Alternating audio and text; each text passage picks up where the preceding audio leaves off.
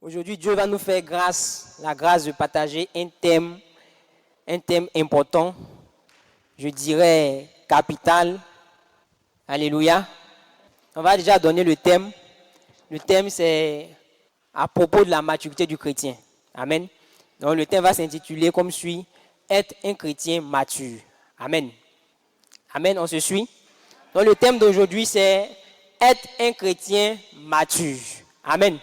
Parce que vous êtes supposés être des chrétiens matures. Amen. Donc, bien aimé, nous allons prendre nos Bibles. On va lire Luc 2, le verset 52. Et Jésus croissait en sagesse, en stature et en grâce devant Dieu, devant les hommes. 1 Corinthiens 13, le verset 11. Lorsque j'étais enfant, je parlais comme un enfant, je pensais comme un enfant, je raisonnais comme un enfant. Lorsque je suis devenu homme, j'ai fait disparaître ce qui était de l'enfant. Amen. Éphésiens 4, le verset 13. Jusqu'à ce que nous soyons tous parvenus à l'unité de la foi et de la connaissance du Fils de Dieu, à l'état d'homme fait, à la mesure de la stature parfaite de Christ. Amen. Enfin, 1 Corinthiens 3, du verset 1 au verset 3. Pour moi, frère, ce n'est pas comme à des hommes spirituels que j'ai pu vous parler, mais comme à des hommes charnels, comme à des enfants en Christ. Je vous ai donné du lait, non de la nourriture solide, car vous ne pouviez pas la supporter. Et vous ne le pouvez pas, même à présent, parce que vous êtes encore charnels. En effet, puisqu'il y a parmi vous de la jalousie et des disputes, n'êtes-vous pas charnels et ne marchez-vous pas selon l'homme? Amen. Amen. Donc, bien aimé, on vient de lire 4 versets. Amen. Et la question qu'on se posait, c'est qu'en est-il pour le chrétien? Amen. Et on a vu ici que la Bible dit que Jésus croissait en sagesse, en stature, en grâce devant Dieu et devant les hommes. Amen. Et après, pour nous faire comprendre que quand il était enfant, il avait une manière de se comporter comme on l'a dit. Et maintenant qu'il est grand, il a une nouvelle façon de se comporter, une nouvelle façon de penser. On comprend ici que le chrétien est appelé à être mature, est appelé à manifester sa maturité. Alléluia. Donc, ici, voici Paul qui dit qu'il parle à des personnes, mais des personnes qui sont des enfants. Pourquoi? Parce qu'il y a des choses qu'il voit, amen, qui lui permettent de dire que ces personnes ne sont pas encore arrivées à maturité. Alléluia. Donc, de même que tout à l'heure, on a vu avec le manguier, que le manguier atteignait une certaine étape et il y avait des attributs, des choses qu'on voyait, de même sur le manguier que sur l'homme, qui nous permettaient de dire que le manguier était mature. Ces choses-là aussi sont constatées chez le chrétien. Il y a un certain nombre d'attitudes qu'on doit voir, pouvoir dire que le chrétien est mature. Alléluia. Donc de même que la couleur du fruit, l'odeur du fruit, te permet de dire que le fruit est mûr. De même aussi, le caractère du chrétien te permet de donner son degré de maturité. Alléluia. Et je me rappelle que le dimanche dernier ici, on a fait des statistiques. Quand papa nous a édifiés, on a demandé à tous ceux qui priaient peut-être 1 heure, 2 heures, et c'était pratiquement tout le monde. Amen. C'était pratiquement tout le monde qui jeûnait, pratiquement tout le monde qui lisait leur Bible. C'était pratiquement tout le monde. Alléluia. C'est merveilleux. C'est ce qu'il faut pour être des chrétiens matures. Mais ce ne sont pas les seules choses. Amen. Parce que vous constatez avec moi qu'il y a certaines personnes qui tapent des heures de prière, des jours, des semaines de jeûne. Mais quand il y a une petite situation qui arrive, la personne va te montrer son immaturité. Alléluia.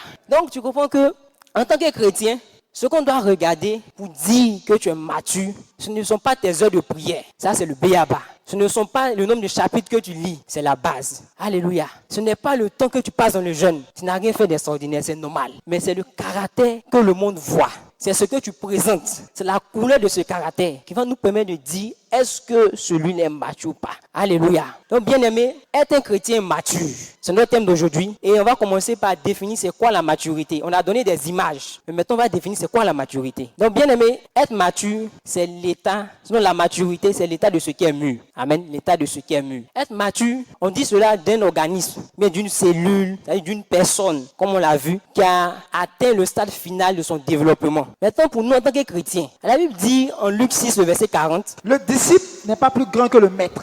Alléluia. Mais tout disciple accompli sera comme son maître. Amen. Et en Éphésiens 4, le verset 13, jusqu'à ce que nous soyons tous parvenus à l'unité de la foi et de la connaissance du Fils de Dieu, à l'état d'homme fait, à la mesure de la stature parfaite de Christ. Amen.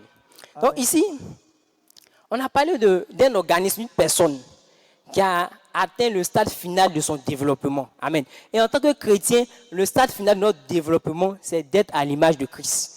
C'est pourquoi la Bible dit tout disciple accompli, c'est-à-dire l'accomplissement, la maturité du disciple, c'est d'être à l'image de Jésus. Donc un chrétien mature, c'est un chrétien qui laisse transparaître au travers de lui le caractère, le comportement de Jésus. Amen. Donc bien aimé, c'est sur cette définition que tu dois commencer à t'évaluer pour dire, ah, est-ce que je suis mature? Amen. Il dit des hommes faits. En Éphésiens 4, il dit des hommes faits. C'est quoi un homme fait? C'est un homme mature. Un homme à la stature parfaite de Jésus. On ne doit pas pouvoir faire des différences entre toi et puis Jésus. Si ce n'est le fait que toi tu es sur terre et Jésus en haut. Quelqu'un ne m'a pas compris. Alléluia. Bien aimé, est-ce qu'on peut avancer? Est-ce que tu sais c'est quoi être un chrétien mature? Vous savez aujourd'hui, la prédication que Dieu va nous permettre de donner, ce n'est pas de venir te dire comment être un chrétien mature. Parce que ça serait répondre toute cette année et même toutes les prédications que papa a eu à te donner et à nous donner. Amen. Donc ces prédications-là ont été censées t'amener au stade de maturité. Donc cette prédication va venir comme, disons, un filtre. Tu vas pouvoir te regarder dans le miroir et me dire, on dirait, je n'ai pas encore ce caractère, je n'ai pas encore cette attitude-là. Donc je dois commencer à travailler à avoir cela. Amen. Donc, on est dans une phase. La Bible dit, ce fut un temps où il n'y avait pas, la parole de l'Éternel se faisait rare en Israël, où il n'y avait pas de prophète. Et chacun faisait ce qu'il voulait. Amen. Donc, voici un temps où vous n'avez pas de responsable. Amen. Donc, certains peuvent se permettre, bon, les immatures, de faire ce qu'ils veulent. C'est pour cela qu'on ne laisse pas des enfants à la maison pour sortir. Mais est-ce que toi, on peut te laisser à la maison pour sortir? Alléluia. Donc, bien aimé, on va voir maintenant l'importance d'être un chrétien mature. On va lire encore Éphésiens 4, mais cette fois-ci, on va aller au verset 14. Éphésiens 4, le verset 13 au verset 14. Jusqu'à ce que nous soyons tous parvenus à l'unité de la foi et de la connaissance du Fils de Dieu, à l'état d'homme fait, à la mesure de la stature parfaite de Christ, afin que nous ne soyons plus des enfants flottants et emportés à tout vent de doctrine, par la tromperie des hommes, par leur ruse dans les moyens de séduction. Amen. On va lire Matthieu 4, du verset 1 au verset 2. Alors Jésus fut emmené par l'Esprit dans le désert pour être tenté par le diable. Après avoir jeûné 40 jours et 40 nuits, il eut faim. Alléluia. Amen. Donc ici, nous venons de lire 2 versets. Et dans le premier, il nous fait comprendre l'importance d'être mature. Il dit pour ne pas être comme des enfants flottants, entraînés à toute doctrine. Alléluia. Donc c'est comme des personnes susceptibles de succomber à la tentation, susceptibles d'être emportées, sinon de tomber dans les ruses de l'ennemi. Amen. Et on vient nous prendre ici avec Matthieu l'image de Jésus. Les 2 versets viennent illustrer, c'est vrai qu'on n'a pas tout lu parce que c'est long, mais ça vient pour illustrer la tentation que Jésus a subie. La Bible dit que l'Esprit a emporté Jésus dans le désert pour être tenté. Mais est-ce qu'on emporte les enfants dans le désert pour être tentés? La question que tu dois te poser. On doit pouvoir mener des personnes capables de résister, de faire face aux ruses de l'ennemi. Parce qu'on voit qu'à la fin, disons, de ce passage, le passage de Jésus, il a eu la victoire sur l'ennemi, sur les tentations que l'ennemi avait mis pour le faire succomber. Amen. Donc, il est important que tu sois mature, bien aimé, pour faire face aux ruses de l'ennemi. Vous savez, on est dans un combat. Et l'ennemi va mettre tout en œuvre pour pouvoir te faire tomber, pour pouvoir te disqualifier. Amen. Donc, tout ce qu'il peut faire pour te faire pécher, pour te disqualifier devant Dieu, il va le mettre en œuvre. Il voulait faire sortir Jésus du plan que Dieu avait tracé, que Dieu avait prévu. Mais la maturité de Jésus a fait la différence. Est-ce que ta maturité peut aussi faire la différence quand le moment viendra, quand le tentateur viendra? Alléluia. Donc, bien aimé, il est important que tu sois mature afin de faire face aux ruses de l'ennemi. Donc, c'est comme ça. Peut-être il y a des grâces que Dieu prévoit pour toi. Mais quand il entend envoyer ces grâces, ton immaturité te disqualifie. Parce que quand le tentateur vient, bon, il n'est pas encore venu, mais toi, tu es déjà tombé. Mais s'il vient au moins, on peut comprendre, mais il n'est pas encore venu. Toi, tu es déjà tombé. Amen. Donc, il est important que tu sois un chrétien mature pour faire face aux ruses de l'ennemi. Donc, bien aimé, on va encore passer à une autre étape. On va lire Éphésiens 1, 3 et puis après Galates 1, 2. Alléluia. Donc, on va lire maintenant pour voir la deuxième importance d'être un chrétien mature. Béni soit Dieu, le Père de notre Seigneur Jésus-Christ, qui nous a bénis de toutes sortes de bénédictions spirituelles dans les lieux célestes en Christ. Galates 1, verset 1 à 2. Or, aussi longtemps que l'héritier est enfant, je dis qu'il ne diffère en rien d'un esclave, quoiqu'il soit le maître de tout. Mais il est sous les tuteurs et les administrateurs jusqu'au temps marqué par le Père. Alléluia. Donc, bien aimé, voici la Bible dit en Éphésiens 1, 3 que nous sommes bénis de toutes sortes de bénédictions dans les lieux célestes en Jésus-Christ. Donc, tu es béni. Ce n'est pas demain, tu es déjà béni. Mais pourquoi tu n'entres pas en position de tes grâces? C'est parce que quand Dieu te regarde, il voit que tu n'es pas encore prêt, tu n'es pas encore mature. Donc, te bénir, au fait, te laisser entrer en position de tes grâces serait te tuer. Donc, entrer en position de tes grâces, la deuxième raison, tu dois être mature pour pouvoir entrer en possession de tes grâces. C'est comme si la maturité, en fait, est le critère qui te prédispose à pouvoir gérer tes bénédictions. Il y a des bénédictions que Dieu veut te donner. Mais quand tu regardes, tu dis, mais s'il leur donne ça, c'est qu'il est tué. Tu n'as pas permis de conduire, tu fais quoi dans la voiture? C'est vrai que maintenant, là, les gens savent conduire sans avoir le permis. Mais normalement, sans permis, tu ne dois pas avoir de voiture. Donc Dieu ne peut pas se permettre de te donner une voiture s'il n'est pas convaincu, il n'est pas sûr que tu sais rouler la voiture. Amen. Donc, quand Dieu veut te bénir, il regarde. Parce que le plus important, ce que tu dois savoir, c'est que le plus important, ce n'est pas de recevoir la bénédiction, mais c'est de pouvoir la garder, la protéger et la multiplier. Donc, tu es là, Seigneur, bénis-moi. Seigneur, tu as dit, Éphésiens 3, je suis béni de toute bénédiction et de Jésus-Christ. Il faut bosser les versets, il faut réciter. Mais tant que tu n'es pas mature, tu ne vas pas recevoir. Alléluia. Parce que Dieu ne veut pas te tuer. Dieu veut vérifier que tu peux gérer ce qu'il te donne. Parce que dès qu'il va mettre cela en mouvement en ta direction, tu vas voir que l'ennemi va se lever, comme on l'a dit tout à l'heure. Mais si Dieu, la bénédiction qu'il va te donner, doit contribuer à ta mort, mais à quoi ça sert? Amen. Vous voyez, la maturité est le critère qui va te permettre de gérer tes grâces. Prenons le cas de Joseph. Joseph était à la maison avec ses frères. Suivez bien. Il était à la maison avec ses frères et il fait 2 rêves qu'il explique à son père. Le premier rêve où le soleil, la lune, les étoiles viennent se prosternent devant lui. Après le second où sa gèbe grandit plus que celui de ses frères.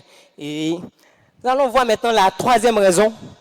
Et la 3e raison pour laquelle tu dois être un chrétien mature. On va lire Genèse 9, le verset 7. Amen. Et vous, soyez féconds et multipliez. Répandez-vous sur la terre et multipliez sur elle. Amen. On va lire maintenant Matthieu 28, 19 à 20. On connaît tout cela. On va lire la répétition pédagogique. Amen. Allez, faites de toutes les nations des disciples. Alléluia. Les baptisant au nom du Père, du Fils et du Saint-Esprit. Et enseignez-leur à observer tout ce que je vous ai prescrit. Et voici, je suis avec vous tous les jours jusqu'à la fin du monde.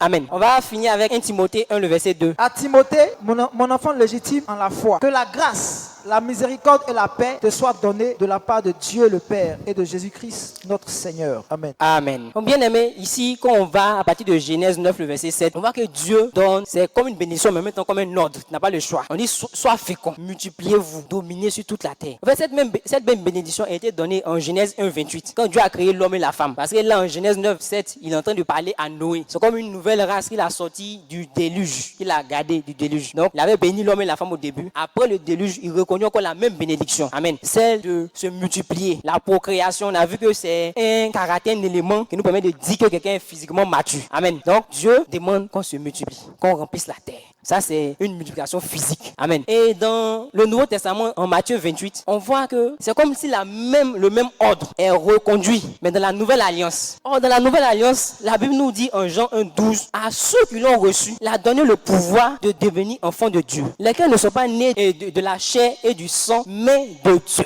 Amen. Donc, quand on dit dans la Nouvelle Alliance, allez dominer, multiplier, féconder, en réalité, c'est aller multiplier, vous engendrer des fils, des enfants spirituels. Donc quand la Bible te dit ici en Matthieu 28, allez faire de toutes les nations des disciples, en réalité c'est l'actualisation, c'est la mise à jour de l'ordre que Dieu avait donné en Genèse 9 le verset 7. Alléluia. Donc le chrétien est toujours dans cette mentalité, dans cette tendance, ça n'a pas changé. C'est impératif que tu sois en train de te multiplier, en train de procréer. Mais tu crois avec moi qu'un enfant ne peut pas procréer. Donc voici la raison pour laquelle tu dois arriver à maturité, tu dois être un chrétien mature. Tu dois être un chrétien mature pour participer à la multiplication du corps de Christ. Alléluia. Bien aimé, c'est trop facile de se lever, partir dire Jésus t'aime, donne ta vie à Jésus, et puis la personne accepte. Mais le plus dur, c'est de faire de la personne un disciple. Et faire de la personne un disciple, c'est à sous-entendre pouvoir communiquer à la personne une nouvelle mentalité, pouvoir communiquer à la personne un nouveau caractère, un nouveau comportement. Donc, sois un chrétien mature pour pouvoir participer à la multiplication du corps de Christ. Ici, nous sommes tous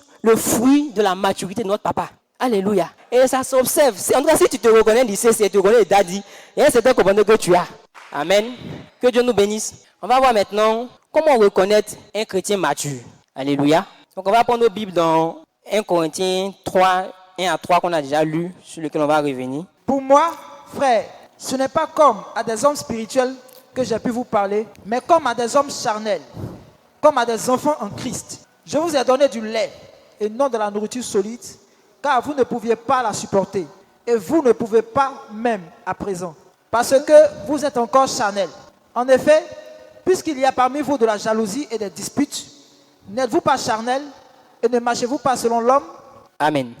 1 Pierre 4, le verset 1. Ainsi donc, Christ ayant souffert dans la chair, vous aussi aimez-vous de la même pensée. Car celui qui a souffert dans la chair en a fini avec le péché. Amen.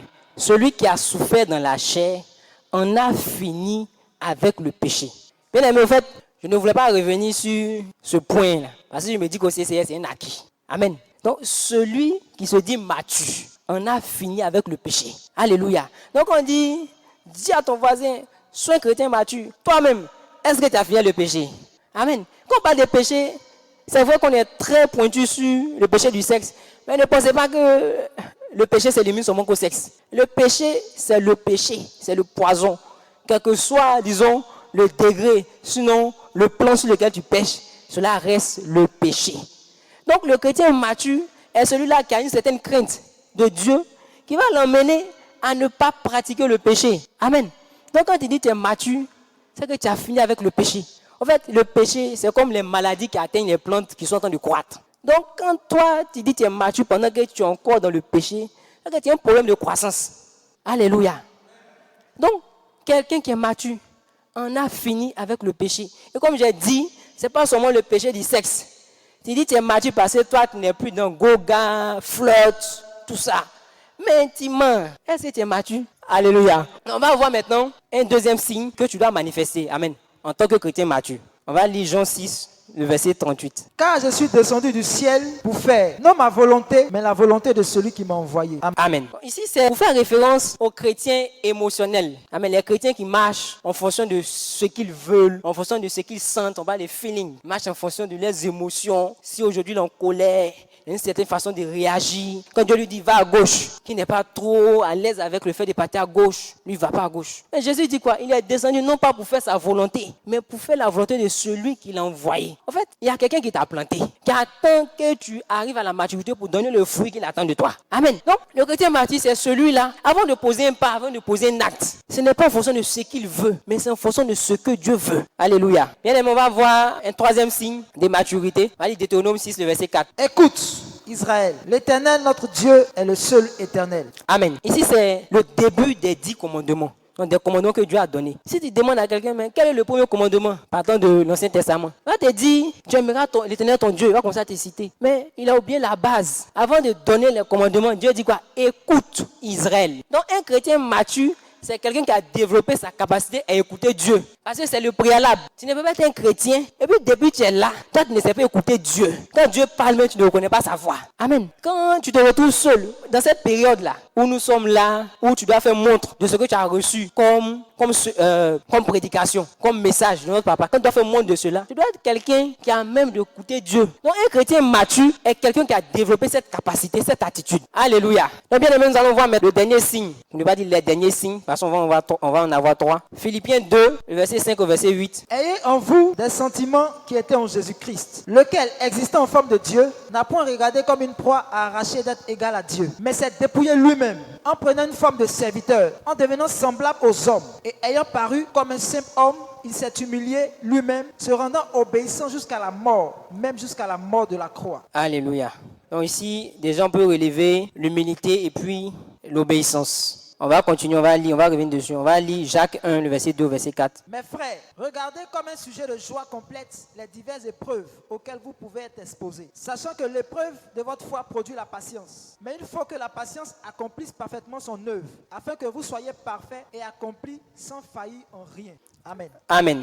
Donc ici, le troisième signe qu'on va relever, c'est la patience. Alléluia. Est-ce qu'on se suit? Donc le chrétien mature doit être cette personne-là, obéissante, cette personne humble, cette personne patiente. Amen. Donc quand tu es un chrétien mature, tu dois savoir que l'obéissance vaut mieux que le sacrifice. Amen. Donc quand Dieu parle, le plus important pour toi, ce n'est pas de savoir pourquoi il a parlé, mais tu dois te mettre en mouvement. Donc un chrétien mature, c'est quelqu'un qui n'est pas dans les discussions avec ce que Dieu dit. Il n'est pas dans l'hésitation. Quand Dieu parle, peut-être Dieu a commencé, mais tu as déjà commencé à faire. Alléluia. Donc voici un caractère que tu dois manifester. Et c'est ce caractère-là que Jésus a manifesté. On dit qu'on doit être la maturité à l'image de Jésus, à la statue parfaite de Jésus. Mais celui qui est parfait, voici ce qu'il a eu à manifester comme attitude qui dénote de sa maturité. C'est l'obéissance. Amen. Et après cette obéissance, on dit quoi? Il s'est humilié. On parle aussi d'humilité. Il s'est humilié lui qui était roi, il est venu se rabaisser, aller jusqu'à mourir à la croix. Donc il faut avoir un certain type de maturité, un certain niveau de maturité pour pouvoir se rabaisser. Alléluia. Donc un chrétien mature, c'est un chrétien qui est humble.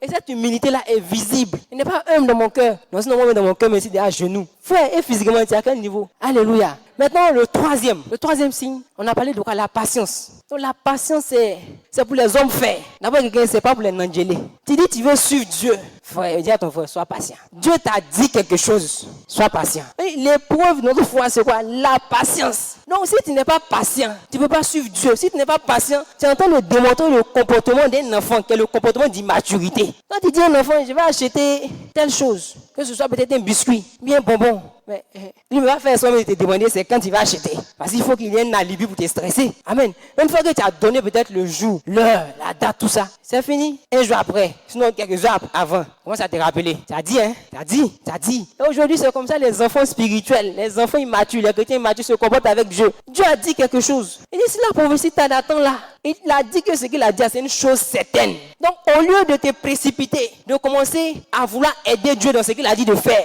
cherche à écouter Dieu pour savoir quelle est la conduite à tenir en attendant que la prophétie arrive à son terme. Donc, la patience est le chemin. Alléluia. Moïse dit, la Bible dit de Moïse, il était fort patient. Moïse a fait quoi? 80 ans, 40 ans en Égypte. Et puis 40 ans de formation pour revenir encore, pour aller faire 40 ans encore dans le désert. Et puis pour ne pas arriver encore à Canaan. La patience, c'est la marque suprême de la maturité que le chrétien accomplit. Le chrétien, la statue parfaite de Jésus, doit pouvoir manifester. Alléluia. Bien-aimé, est-ce que tu es béni ce soir? Est-ce que ce message t'a fait du bien? Acclame ton Dieu. Dis-lui merci pour ce moment. Pour ces paroles que tu as entendues. Est-ce que tu peux l'acclamer plus fort que ça? Tu n'acclames pas un homme.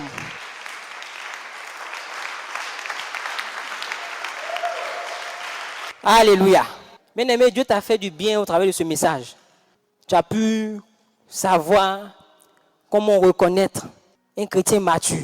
Donc tu pourras commencer à marcher en fonction de ce que tu as entendu.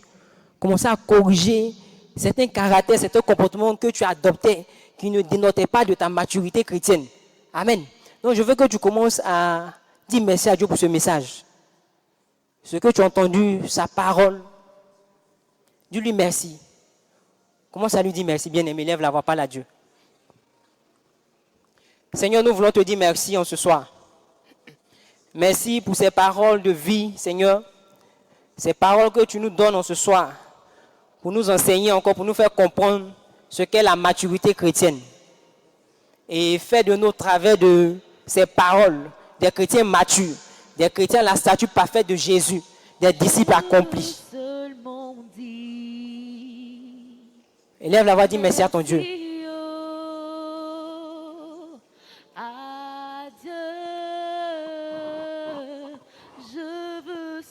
Pas lui, bien-aimé.